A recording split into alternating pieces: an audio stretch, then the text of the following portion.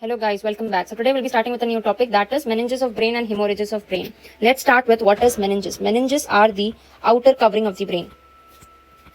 Okay. Now there are three meninges, dura mater, arachnoid mater and pia mater.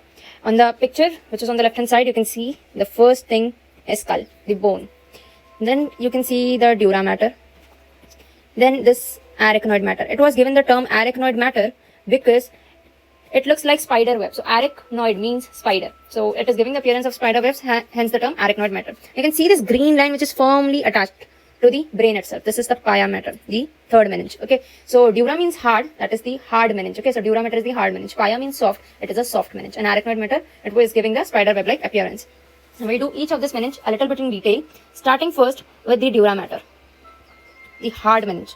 Okay. Now, this dura mater is the thick and the outermost covering of the brain. Now, this is two-layered. Okay, so it is divided into two layers. The first is periosteal layer, and the another is meningeal layer.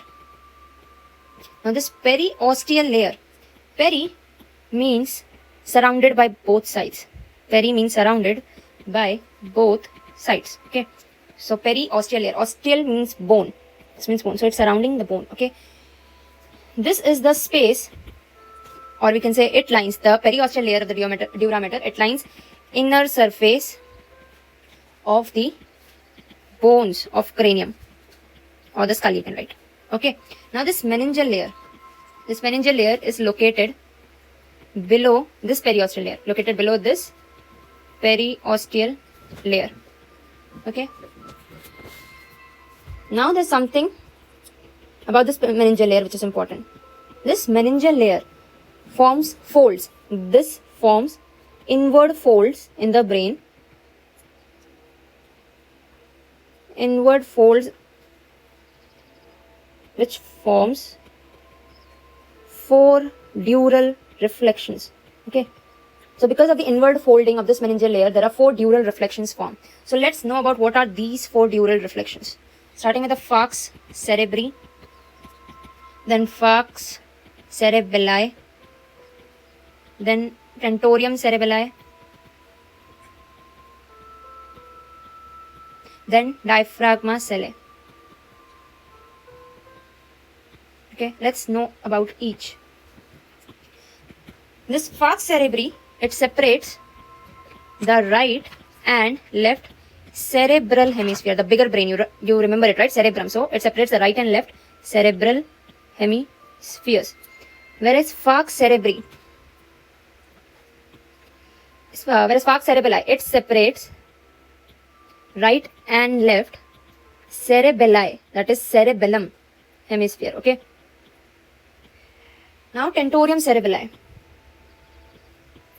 This separates the occipital lobe from the cerebellum. So what does it separate? It separates the occipital lobe from the cerebellum. And it also provides a passage. It provides a passage to the midbrain. Okay. So this passage which it is providing, that place is known as, this passage space is known as tentorial notch. What it is known as? Tentorial notch. Okay. Now the last one, diaphragma cellae. This diaphragma cellae is located in the sphenoid bone first of all. Okay. So what it contains? It contains a small opening for stalk of pituitary. Pituitary gland, your hormones main gland.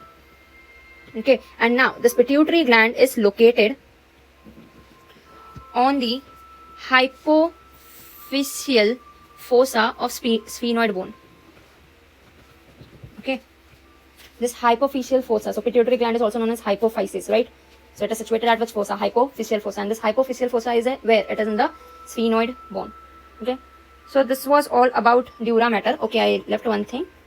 This two layers, this periosteal layer and the meningeal layer. These two layers, I'm writing it over here. Okay. These two layers together, in between these layers, in between these layers, there is dural sinus is present. Dural venous sinus is present. Okay. Now, what is the function of this dural venous sinus? It drains the blood from brain and it will take it to the heart. But via internal jugular vein. This will drain itself into the internal jugular vein. Now this internal jugular vein will open into superior vena cava. It will open into brachiocephalic vein first, then it will open into superior vena cava and then into the right atrium. Okay.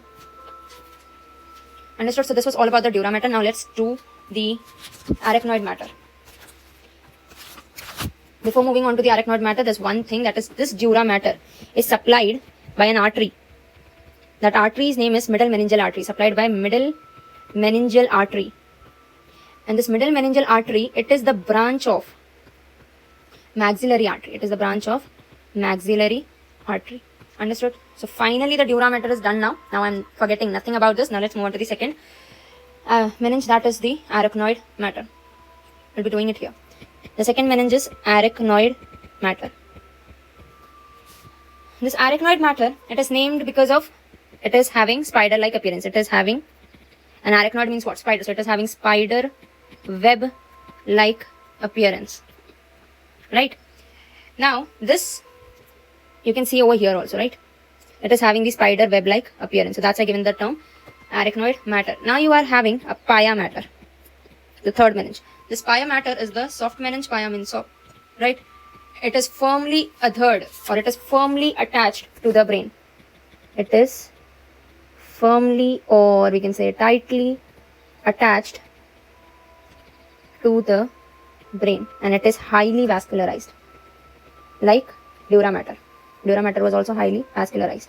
If dura and pia mater is highly vascularized, then what about arachnoid matter? Does this also have blood vessels? No. Arachnoid matter, it is avascularized. A means absent, so vascularization is absent. Okay, A means absent. So there's no blood vessels supplying the arachnoid matter. Understood? Now there are spaces between these meninges. We'll be doing it in the next slide. Okay. First I'll name these. This is the dura mater. The blue color line I've made here is the arachnoid matter. And this pink is pia mater. Okay, so pink is tightly adhered to the brain, right? Now there's a space in between. Now this space between the dura mater and the arachnoid matter is called as subdural space. What it is called as subdural space. The space between the arachnoid matter and the pia mater is called as subarachnoid space. Okay, understood about this? And then over here below the pia mater or into the brain, we call it as intracranial space. What we call it as? Intracerebral space. Understood? Okay. And above this dura mater, there will be what? There will be skull, right? Skull. So this is the skull part, okay? This space is known as epidural, or you might also call it extradural space. Okay? And there's something special about these spaces. First, the space which is important to us is this subarachnoid space. Let's know more about it in detail. It contains CSF. CSF is what? It is cerebrospinal fluid. Now, what is the cerebrospinal fluid? The cerebrospinal fluid, it is a colorless fluid, first of all. Okay. Then, what it is actually, but it is the ultrafiltrate of plasma. Now, its functions. It provides nourishment to the brain. Nourishment to the brain. Now, the another function is it does the waste removal function. It provides protection to the brain. It protects brain. Okay. It acts like cushion by protecting the brain from the mechanical injuries. Acts like a cushion. Okay, like a pillow. So, subarachnoid space contains the first thing, what it was, CSF. The second thing it contains is major blood vessels. Arachnoid matter was avascularized, but the space, subarachnoid space, it is having major blood vessels. What it is having? Major blood vessels. So, you should know about this, that major blood vessels, if they ask you, it is present in which space? It is always subarachnoid space. And it contains cisterns. Now, what are these cisterns? These are actually enlarged pockets of CSF. Okay, so this fluid forms some pockets. These are cisterns. And these pockets, what does they do? They separate. These are for the separation of arachnoid matter from pia matter.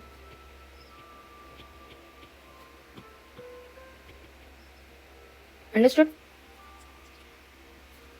So this was all about these spaces. Understood? The skull.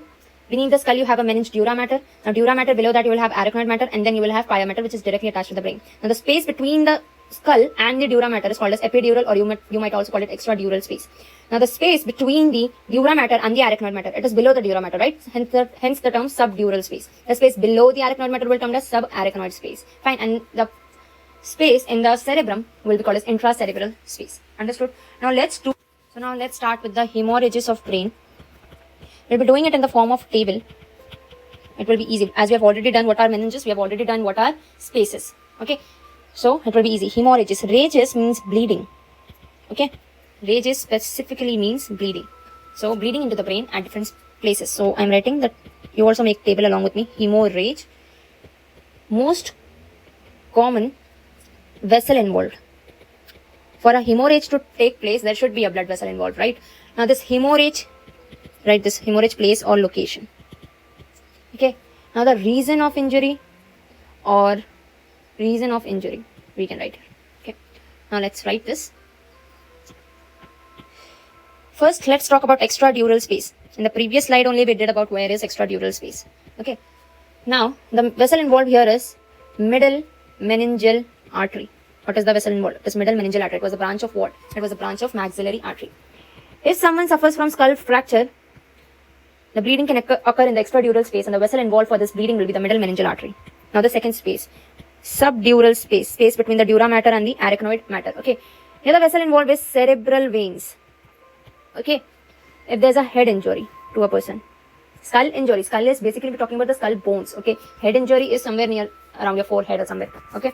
Subarachnoid space, present where? Present below the arachnoid matter and between the arachnoid matter and the pia matter. So, in the subarachnoid space, circle of Willis will be affected.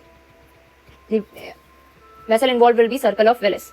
Reason for injury is Berry aneurysm. Now, if someone has a question, what is Berry aneurysm? First of all, let's know what is aneurysm. Okay. Now, this aneurysm is bulge in blood vessel. Bulge in blood vessel caused by weakness in blood vessel wall. So, if there's a weakness in the wall of the blood vessel, it will form a bulge. Okay, this blood vessel will form a bulge, and it is called as Berry aneurysm because it looks like berry. Okay, where was circle of Willis present? It was present at the base, right? At the base. So, this Berry aneurysm on the whole, it is present or it occurs base of brain. So, these are the points you must know about the Berry aneurysm. So, if there's a problem in the subarachnoid space, hemorrhage in the subarachnoid space, the vessel involved in this case is circle of Willis, and the reason of the injury will be Berry aneurysm. Okay. Now, the last one is intracerebral problem in the cerebrum. Intracerebral. The vessel involved is lenticulostriate branch of middle cerebral artery.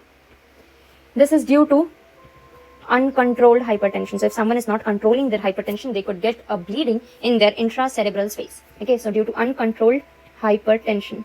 Now, people, you must remember something. Middle meningeal artery and this middle cerebral artery, these are two different arteries. This middle meningeal artery was arising from maxillary artery. It was the branch of maxillary artery.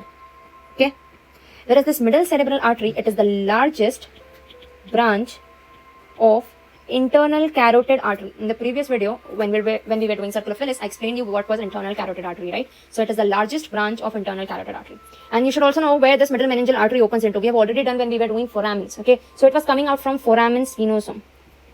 It comes into the brain through a foramen. The foramen's name is foramen spinosum. Okay, opens through. So, that's it. I hope all the meninges are clear, the spaces are clear, and so are the hemorrhages, which vessel will be involved if there's a bleeding, and what will be the reason for the bleeding. Okay, so thank you.